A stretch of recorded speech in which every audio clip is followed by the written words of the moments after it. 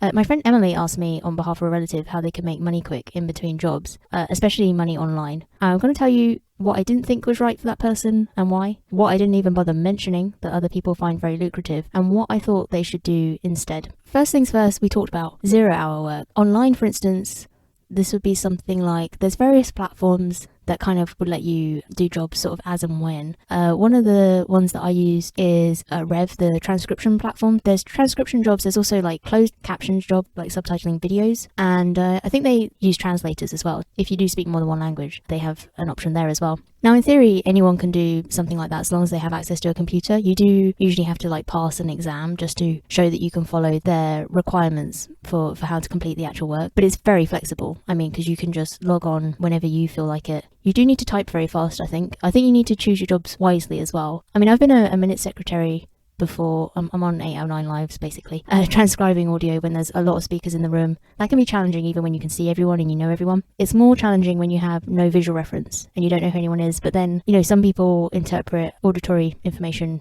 a lot better than others, and you're listening to a podcast, so perhaps you do quite well with perhaps you'd be a really good transcriber if you're not already. My friend has a video about how she earns extra income offline, and that includes her 0-hour job, so I'll link to that in the show notes. She's an accountant actually with a very good salary. I'm not giving away anything too personal because this is just what she shares in her videos anyway. I think with this you also have to separate yourself from any ideas that 0-hour work isn't something you do if you already have a job, or that 0-hour work implies that you can't get a full-time job. I mean, you either want to earn more or you don't. However, for this person, I thought they had a skill set already that they could leverage for better results, and that they perhaps wouldn't have had the patience for this. I do think it requires a bit of patience. That's not a criticism of the job, it's just whatever you're suited to. Another thing we talked about was match betting, which, I mean, if you've looked up before ways to make money online, perhaps this is something any of you do already. I think this will come up in future in an episode as well, regards potential pitfalls. This is promoted quite heavily by a lot of bloggers. There's a few things that I think you do need to know before going anywhere near it, if at all. Number one is obviously there is a risk of being drawn into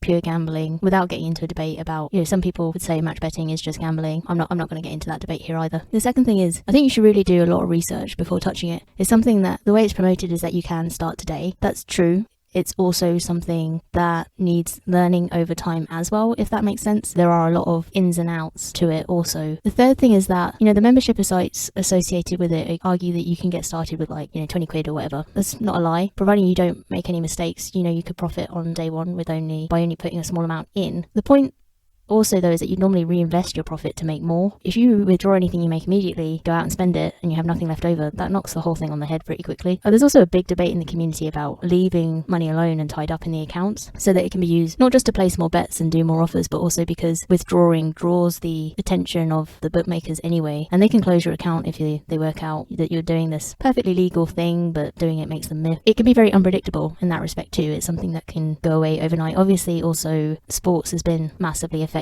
by that thing that happened this year. Bit like Voldemort, we don't mention it. Number 4, I'd say, like a 0-hour contract, you might have no idea in advance what you're going to make from it that month, but you're unlikely with a 0-hour job to end up in a negative month. Whereas in match betting, especially if you are pursuing like potential profit offers rather than guaranteed profit, or you simply boo-boo, or you do something high risk, it is possible to finish the month with less than you started. And then what will you do? There's also an argument that if you're not willing to say goodbye to that money completely, or if you don't have a way to fund it in the first place, then perhaps you can invest in something else. That's what I said to them about that. Just a reminder, I'm not an advisor or a money planner or anything like that. This was just a friend on a relative's behalf trying to get my 2 bits because they thought it was something that I'd be able to answer. I don't think I mentioned to them survey sites. This goes back to just personality and how patient you are, and also what you're already qualified to do that might earn you a lot of money a lot quicker. Because survey sites, they're very time consuming for quite varying rewards. So some sites make it a lot harder than others to hit the payment threshold. The best strategy I think with these is probably to go for ones like e-rewards or life points, because they still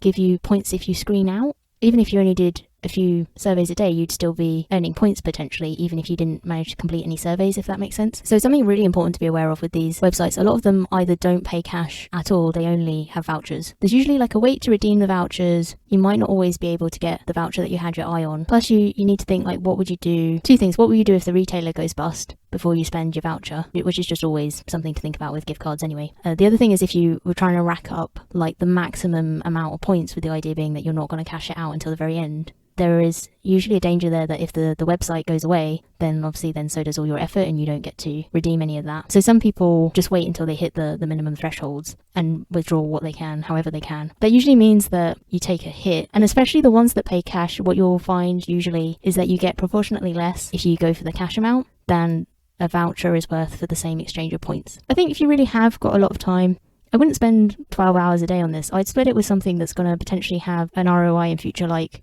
creating content online or learning a skill like coding for free online that you can then use on the side for money when you go back to work, or use it to negotiate better pay. This person was actually already writing a book in their free time. That's a good example of something that might make them some passive income in future. It's not guaranteed, but it was costing them nothing to write and they had time to do it. Plus it's fulfilling in other ways, which can also impact your finances. What did I suggest instead? This person is legally qualified. They're used to earning a lot of money. I suggested they target sort of high tickering. I suggested they target high tickering, which is this brand new thing. What I actually suggested was they target high ticket offerings like freelance legal services and consulting, maybe through something like Clarity, or they could do it through Zoom if they were willing to invoice. I think a service like Clarity kind of handles the payments for you, and whoever's on the call, they're literally like paying per minute. The call goes on for as long as it goes on for. Until everything's been answered, and that person just pays for that at the end. Also, this person, they went to a prestigious university.